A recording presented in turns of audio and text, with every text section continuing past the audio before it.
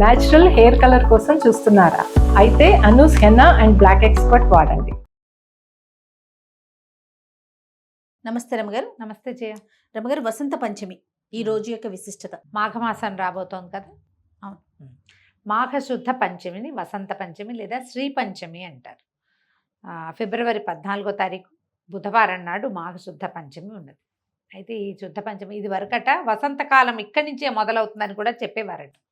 ఎప్పటిదో మన ముందు చాలా తరాల ముందు, చాలా కాలం ముందు ఇలా జరిగేది. క్రమంగా మనకి ఈ ఋతువులు అవి అవతలకి జరగటం మొదలుపెట్టి మనం దీన్ని వసంతం అనకుండా మాఘం ఫాల్గుణం కూడా ఇందులోనే ఉంటాయి. మనకి మాఘము ఫాల్గుణము శిశిర ఋతువుగా చెప్పుకుంటాం మనం. ఆకురాలు కాలం అంటారు కదా. ఇప్పుడు ఆకులు రాలిపోయి మళ్ళీ ఆకులు వసంతంలో చిగురిస్తాయి.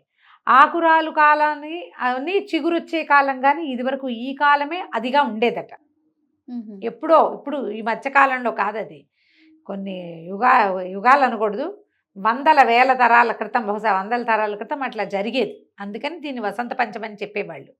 సరే, ఏదైనా కానీ దీన్ని వసంత పంచమి లేదా శ్రీ పంచమి అంటారు. సరస్వతీదేవి ఈ రోజున జన్మించింది అని చెప్తారు కథ. సరస్వతీదేవి జన్మించిన రోజు. సరస్వతి అంటే జ్ఞానస్వరూపిణి. పుస్తకాలతోటి వచ్చేదే కాదు, ఐక్యూ, బుద్ధి, జ్ఞానము, జ్ఞానస్వరూపిణి. కాబట్టి సరస్వతి ఆరాధన ఈ రోజున చేయాలి. మనం మామూలుగా రెండోది ఎప్పుడు చేస్తాము? మన సరస్వతి పూజ మూలా నక్షత్రానికి చేస్తాం. మూలా నక్షత్రం అప్పుడు తప్పకుండా చేసుకుంటాం. దసరా అప్పుడు చేస్తాం. మూలా నక్షత్రం నాడు అందరూ చేసుకుంటారు. అప్పుడు కూడా మనం అక్షరాభ్యాసాలు చేస్తాం. ఇప్పుడు ఈ రోజున కూడా అక్షరాభ్యాసాలకి చాలా మంచిది. ఏవైనా స్కూళ్ళు మొదలు పెట్టేటట్టయినా, లేకపోతే పిల్లల్ని స్కూల్లో చేర్చేది రోజైనా, చిన్నపిల్లల్ని చిన్నది వేస్తారు, అంగన్వాడీకి పంపించాలన్నా మంచి రోజు చూస్తాం కదా. శ్రీ పంచమి మంచిది. పిల్లలకి ఏదైనా కొత్త చదువు నేర్పించాలి, కొత్త విద్యలు నేర్పించాలి, సంగీతము, నాట్యము లాంటి లలిత కళలు, జ్ఞాన సంబంధమైనవి ఏవైనా సరే, కొత్త సబ్జెక్టులు, కొత్త కోర్సులు, కొత్త పుస్తకాలు, రఘువంశ కావ్యాలు చదువుకుంటారు చాలామంది పెద్దవాళ్ళు. ఇప్పుడు సంస్కృతం చదువుకునే వాళ్ళు తక్కువ ఉన్నారు కదా. ఇది వరకు కావ్యపాఠం మొదలు పెట్టాలంటే వసంత పంచమి కావాలనుకునేవాళ్ళు. ఈ రోజున మొదలుపెట్టింది జ్ఞాన సముపార్జన వైపుగా పరిగెడుతుంది. మనం ఓడిపోం, గెలుస్తాం. ఏదైనా ఆర్ఆర్బీలు, బ్యాంక్ టెస్ట్లకు అప్లై చేసుకునే వాళ్ళు ఈ రోజున ఓమని మొదలు పెట్టుకుని వర్కులు మొదలు పెట్టుకోవాలి, చదువుకోవటం మొదలు పెట్టుకోవాలి. సిడబ్ల్యూఏ లాంటివి, హెచ్డబ్ల్యూఏ చేస్తారు, సిఈఎల్ చేసేవి, అందరికీ కూడా ఇది చాలా మంచి రోజు. తిరిగి ప్రత్యేకమైన పూజా విధానము అంటూ ఏం చెప్పబడలా. సరస్వతీదేవి పటం, వీణ వాయిస్తున్న పటం ఉంటుంది కదా, ఒక పటం పెట్టుకోవటము. మనం ఏ పుస్తకాలు అయితే మామూలు స్కూల్ గోయింగ్ కిడ్స్ ఉన్నా, కాలేజ్ గోయింగ్ కిడ్స్ ఉన్నా, మనమే ఏదో చదువుకుంటుంటే మన పుస్తకమే ఓ శ్రీకారణమో, ఓంకారమో, లేకపోతే స్వస్తికో రాసి పసుపుతోటో గంధంతోటో కొంచెం కుంకుమ బొట్టు పెట్టి ఆ పుస్తకాన్ని అమ్మవారి దగ్గర పెట్టడం. ఆమెకి తెల్లని వస్త్రాలు, తెల్లని పువ్వుల దండలు ఇష్టం. గంధం సమర్పించటం. తెల్లటి గంధం దొరుకుతుంది కదా, శ్రీగంధం. మన ఎర్రటిది రక్తచందనం కాకుండా మామూలు చందన సమర్పణ చేయటం అమ్మవారికి. తెల్లని పువ్వులతోటి అర్చన చేయటం. సరస్వతి అష్టోత్తర శతనామావళి దొరుకుతుంది, ఆన్లైన్ దొరుకుతుంది. మామూలు మన పూజ పుస్తకాల్లో సరస్వతి అష్టోత్తరాలు ఉంటాయి. దసరా పూజల పుస్తకాల్లో తప్పకుండా ఉంటాయి. అష్టోత్తరం చదువుకోవటం. లేకపోతే సరస్వతి నమస్తుభ్యం వరదే కామరూపిణి విద్యారంభం గరిష్యామి సిద్ధిర్భవతు మే సదా, అలాంటి మే సదా శ్లోకమైనా సింపుల్గా చెప్పుకోవచ్చు. యాకుందేందు తుషారహార ధవళ అని అమ్మవారిని, ఆమె అందంగా ఉంటుంది, ఆమె సౌందర్యాన్ని వర్ణించేటువంటి ఆ శ్లోకాన్నైనా చెప్పుకోవచ్చు.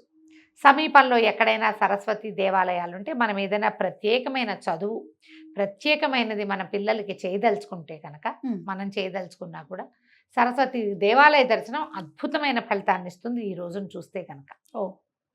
మనకి ఉంది వర్గల్, ఒకటి హైదరాబాద్ దగ్గరలో వర్గల్ ఉంది. తర్వాత జ్ఞాన సరస్వతి అమ్మవారు బాసర్లో ఉన్నారు. ఎక్కడికి వెళ్ళలేము, తలుచుకుని దండం పెట్టుకుందాం. తలుచుకుని దండం పెట్టుకోవచ్చు కదా. మనకి ఏ స్టార్టింగ్ లేదు, ఏమీ లేదు, ఏది మొదలు పెట్టట్లేదు. అయినా కూడా సరస్వతి పూజ చేసి పిల్లలతోటి ఒక నమస్కారం చేసుకుంటే పెరుగన్నము, కొబ్బరన్నము అలాంటివి నివేదన చేసుకోవచ్చు. తెల్లటి పాయసము, పాల పాయసము చేస్తాం పంచదారతోటి, అట్లా పాయస నివేదన కూడా చేసుకోవచ్చు. ఏవైనా పుస్తకాలు పంచిపెట్టచ్చు, రాసుకునేవి, చదువుకునేందుకు ఉపయోగపడే సాధనాలు ఎవరికైనా దానం చేయొచ్చు. మనం ఇప్పుడు ఎవరికైనా ఇవ్వాల్సి వస్తాము, ఈ రోజున ఇవ్వచ్చు. అవన్నీ మనకి ప్లస్ అవుతాయి, పాజిటివ్ ఎనర్జీ. అలా ఏదైనా చేసుకోవచ్చు. మనం మాఘ స్నానాలు మొదలు పెట్టుకుంటాం. మాఘమాసం తొలి రోజు నుంచి తలస్నానం చేస్తాం. తలస్నానం చేయాలా, మామూలు స్నానం చేయాలా, చాలామంది అడుగుతున్నారు జయ. మ్మ్. మాఘంలో ప్రతిరోజు శిరస్నానం మంచిది. అవును. చేయలేని వాళ్ళు మామూలు స్నానం చేసి పర్వదినాల్లో శిరస్నానం చేయండి. మ్మ్. ఆదివారాలు, మాఘ ఆదివారాలు, ఈ వసంత పంచమి, రేపు ముందు ఒక రథసప్తమి వస్తుంది, ఇలాంటి రోజు. ఏకాదశి, పౌర్ణమి, అలాంటప్పుడు శిరస్నానం. మామూలు రోజుల్లో కంఠ స్నానం చేసినా మంచిదే. ఓకే. పొద్దున చేసే సూర్య నమస్కారంతో పాటుగా కొంచెం ఎండెక్కాక సరస్వతి పూజ చేసుకోండి శ్రీ పంచమి నాడు. మనకి ఏ చదువులు లేవు, పిల్లలు చదువుకునే పిల్లలు లేరు, అయినా సరే సరస్వతి పూజ మంచిది. మనకి రేపొద్దున ఏ అల్జైమర్సో ఏ డెమెన్షియానో ఏమిటో రాకుండా జ్ఞానం మనకి దాని మీద అంటే మా మెదడు మీద మనకి కంట్రోల్ ఉండేలాంటి అవకాశాన్ని ఇస్తుంది. సరస్వతికి సంబంధించిన స్తోత్ర పారాయణ చాలా మంచిది. ఎప్పుడు మనకి జ్ఞానం అవసరమే కదా జయ. మరి చివరి ఎప్పటికీ వరకు ఎప్పటికీ జ్ఞానం అంటే చదువు ఒకటే కాదు కాదు కదా, కదా. మీరు మొదటే చెప్పారు కదా. అన్ని రకాల వాటికి ఇది ఉపయోగపడుతుంది. కాబట్టి ఈ పర్వదినాన మనం చేయవలసిన విధి విధానాన్ని పాటించడం మంచిది, శుభస్కరం. నమస్తే. నమస్తే.